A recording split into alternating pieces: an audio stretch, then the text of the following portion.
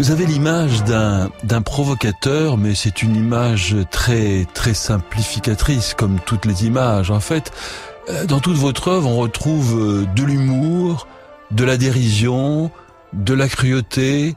Une chose qui a un peu disparu aujourd'hui, c'est une sorte de rébellion contre les idées établies, contre les choses trop... Oui, parce que si vous voulez, nous les Slaves, en quelque sorte, les Slaves francisés, puisque je suis un Slave francisé, nous trouvons que la vie est dérisoire, que nous ne sommes que poussière, que donc tous les gens qui se hissent en politique, n'importe où, termineront dans un cercueil, comme tout le monde. Donc, si vous voulez, cette dérision, je veux la faire apparaître dans tous les films que j'ai faits, parce que j'aime les personnages pitoyables qui sont broyés par la vie, ou alors même des gens, des personnes très haut placées, mais qui se retrouvant seuls, se disent mais qu'est-ce que je fais en fait, pourquoi que je suis chef de ça, ce qui a donné d'ailleurs lieu à certains films où des PDG qui étaient complètement assiégés par des coups de téléphone, des trucs, se sont retirés sur une île déserte pour arrêter ça. C'était une forme de mort qu'ils prenaient. Ils se mettaient carrément en dehors de tout, parce qu'ils s'étaient rendu compte que la richesse, que on peut pas dépenser. Moi, j'ai fait un film qui s'appelle Un linceul n'a pas de poche. Alors le mec qui a plein de fric et il crève, qu'est-ce qu'il en fait de son fric? Donc je veux dire, il vaut mieux le dépenser déjà, ou ne pas l'avoir, tout simplement. Alors j'ai toujours été fasciné par ça, par les institutions, les papiers, la sécurité sociale. Je faisais la queue et quand j'arrivais au guichet, on me disait il manque une pièce. Ou alors des mariages qui étaient, on pouvait pas se séparer tellement c'était compliqué les mariages. J'ai fait 2 films sur ça. Comment pendant 10 ans un mec lutte pour se séparer de sa femme. Bon, il y avait 2 avocats à l'époque. Maintenant il n'y en a plus qu'un. Enfin bon, il y a eu des progrès là-dedans. La religion avec toute la pédophilie de tous ces prêtres qu'on empêche de baiser. Eh bien, mais alors ceux-là, si vous voulez, ils deviennent pédophiles. On peut leur reprocher sur un sens moral, mais autrement, ils ont une queue comme ça. Alors moi j'avais proposé de les châtrer comme des chats, ou alors, parce que maintenant on châtre les animaux, malheureusement, parce que les malheureux. Et alors, il y a même de la nourriture publicitaire pour les chats châtrés. Mais si vous voulez, les curés, on en voit partout. Alors il y a tout le temps des drames. On en voit en Italie, on en voit en France, on en voit en Amérique surtout, avec tous les évêques, etc. Alors je lutte contre ça. J'ai fait un film, mais ils me l'ont interdit. Parce que moi, j'avais fait un film sur les réseaux de pédophiles, mais j'allais dire des gens normaux qui font de la pédophilie, c'est-à-dire des députés, des juges. Alors, ça, on n'en parle pas. On parle que des détraqués qui sont complètement malades. Ce qui ne vous empêche pas, Jean-Pierre Mocky, d'avoir une dimension en vous, comme tous les Russes, comme tous les Slaves, une dimension aussi mystique, une tendresse, une très grande tendresse. Rasputin n'est pas loin. Vous savez, le personnage de Rasputin est un personnage étonnant. C'était tout. C'était un gourou, mais en même temps un magicien, etc. Et ça m'a vraiment, c'était Cagliostro en quelque sorte. Donc, si vous voulez, moi, je suis fasciné par ce genre de destin. Et même en politique, même chez certains hommes politiques, il y a des choses absolument hallucinantes. Vous ne jugez pas en tant qu'artiste, en tant que cinéaste. Vous vous amusez, vous montrez l'autre revers de la médaille, mais vous ne jugez pas, vous ne condamnez pas. Je juge pas parce que moi je suis pas le bon Dieu, et puis en plus j'ai des défauts comme tout le monde, donc ce serait idiot de me présenter comme le chevalier blanc qui n'a aucun défaut et qui trouve que tous les autres en ont. Non, moi je trouve tout simplement que il faut dire la vérité. Il n'y a pas assez de gens qui disent la vérité. Alors la différence entre le cinéma français et le cinéma américain et italien, c'est que ces gens-là, ils disent la vérité. Le cas de l'histoire des hommes du président, qui a tourné Redford, qui est un copain, Dustin Hoffman, qui est encore un plus grand copain, ils ont eu le courage de faire l'affaire Watergate. Mais est-ce qu'aujourd'hui on aurait le courage de faire l'affaire Sarkozy ou Chirac ou je sais pas quoi? On n'a pas, parce que ils sont tous compromis les uns les autres. Alors ils peuvent pas parler. Un, il peut pas dire toi t'es un salaud, parce que l'autre il va dire toi aussi t'es un salaud. Alors c'est insoluble, je veux dire. Donc on parle pas. Alors des réalisateurs comme Boissé et moi qui ont continué, si vous voulez, à essayer de faire ça, on a des affaires que vous ne connaissez pas et que vous ne connaîtrez jamais, parce qu'on nous amène des scénarios en disant là la Croix-Rouge c'est ça, et puis ça c'est pas ça, et puis les restaurants on me raconte des histoires que si je les mettais à l'écran, les gens seraient fous furieux, ils diraient c'est pas possible. Et il y a tant de sujets qu'on ne peut pas traiter. Alors quand j'ai traité le Miraculé, on m'a accusé, on a arraché mes affiches, etc. Or c'était bien ça, on exploitait la foi des gens. Parce que moi, je suis pas contre Lourdes, je suis pas contre les gens qui croient à quelque chose, qui croient en Dieu, qui croient qu'ils vont guérir. C'est très beau, ça. Par contre, leur vendre des médailles à 10 balles, alors qu'elles valent 20 centimes, c'est dégueulasse. Alors, c'est pour ça que chaque film que j'ai fait a été une provocation, mais en réalité, c'était normal, c'était la vie, je présentais la vie, je racontais pas des histoires qui n'existent pas. Alors là, il y a encore des grands sujets sur les SDF. En ce moment, je travaille sur les SDF, parce que tout le monde s'en fout que ces gens crèvent dans la rue et les gens. Moi, j'ai vu passer un monsieur dans un restaurant, dans une vitrine, une terrasse de restaurant. Il était en train de manger un Chateaubriand et puis il en a laissé les 3/4 et dehors il y avait un SDF qui avait rien bouffé. Alors on est dans le Chaplin là, carrément. Alors je trouve que c'est dégueulasse. Alors c'est pour ça que j'essaye de lutter et chaque fois que je fais un film pour raconter une histoire comme ça. Dans un temps que les jeunes de 20 ans n'ont pas Non, connu. ils ne connaîtront jamais, mais qu'ils peuvent le voir à travers certains films. Ça nous rappelle Paris sans les buildings bon marché, sans les trucs qu'on fait sauter à Sarcelles. Ça nous fait toutes les rues, les trucs d'autobus, les couloirs d'autobus, tout ça, si vous voulez, les fast-food. C'était des bistrots à l'époque, des bistrots avec des nappes à carreaux.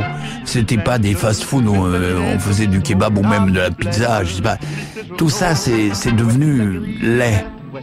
Moi, je dis qu'on devrait faire des pizzas à l'intérieur, dans les caves, pour pas les voir. Et si vous voulez, là, il y avait des chevaux. On livrait, moi, quand j'ai été jeune, on livrait le bois avec des chevaux, avec des carrioles à chevaux. Il y avait ce qu'on appelait les bois et charbon. Où il y avait le café, on prenait le café, mais il y avait des tas de bois avec du charbon qui sortait à côté. Tout ça, il y avait des tramways. Enfin, c'était une autre époque. Et on se sentait bien dans Paris. C'est pour ça que les parigots, les poulbeaux, tout ça, ça n'existe plus. C'était Paris. Et Montmartre, maintenant Montmartre, il y a des tonnes de peintres, mais il n'y en avait pas autant à l'époque. Il y avait quelques peintres, et puis il n'y avait pas d'autobus qui montait là-haut, c'était interdit. Bon, enfin bref.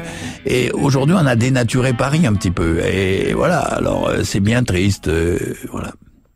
Quel rapport, Jean-Pierre Mocky, vous entretenez, vous qui faites toujours des films, vous qui courez après le chef-d'œuvre ou après l'œuvre, ou enfin qui tournez énormément et sans beaucoup d'argent, quel rapport vous entretenez justement avec l'argent, avec la propriété, avec le matériel?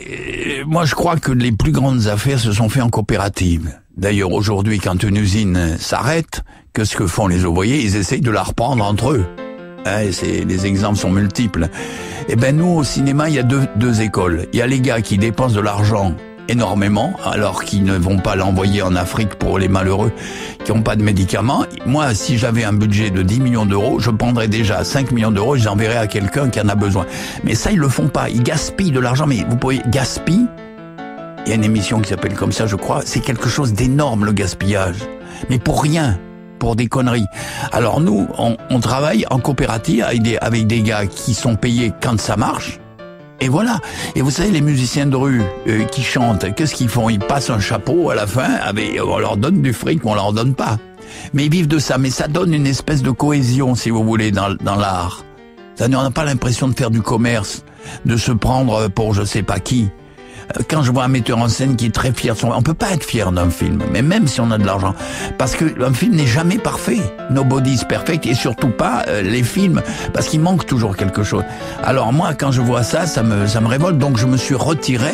J'ai actuellement 4 films qui sont prêts à sortir, et je les garde. Et en exemple, je prends Modigliani. Modigliani était un type qu'on avait refusé de vendre à l'époque, comme ça, il est mort sur un banc. Et il peignait dans son atelier, il mettait des toiles, et puis il savait qu'on les achetait pas. Mais il les mettait, et il créait tous les jours quelque chose. Alors après, il y a un mec qui en a profité quand il est mort, il a fait fortune. Aujourd'hui, à Modigliani, c'est 3 millions d'euros. Vous vous rendez compte, le pauvre Modigliani, ce qu'il aurait été heureux de les avoir. Et je me rappelle, puisque nous sommes ici dans une radio classique, l'anecdote sur Ludwig von Beethoven, qui à la fin de sa vie n'avait plus un rond. Alors, il y avait une brasserie à côté, il aimait la bière, il buvait des barons de bière. Alors, n'ayant plus d'argent, il s'était présenté à son aubergiste, il lui avait dit « Donne-moi un mois de boc de bière et je te donne ma musique, je t'en fais cadeau. » Et le gars n'a pas voulu, il lui a pas donné. Alors, quand on arrive à ça, vous comprenez, avec Ludwig, on se dit, et Mozart, et qui est mort, enterré dans une fosse commune, on se rend compte que les vrais artistes finissent mal. Par exemple, Jacques Tati. Alors, je parle de Tati que j'ai bien connu, dont j'étais l'assistant. Orson Welles, que j'ai bien connu aussi. Fellini. Ils finissent dans la merde. Parce que c'est la revanche des vaincus. Moi, j'appelle ça la revanche des vaincus. C'est-à-dire qu'ils sont arrivés à un sommet et les autres les détestent. Ils disent, il va crever celui-là. Laissons-le crever dans la merde. Et ça, c'est terrible. Et alors, pour échapper à ça, pour ne pas être dans leur cas, je suis comme, vous savez, la fourmi et la cigale. Alors, je suis pas une cigale, je suis une fourmi. Alors, on dit les gradins, etc. Mais je garde de l'argent uniquement pour continuer mon œuvre, jusqu'à la fin. Et c'est ça qui me sauve, en quelque sorte.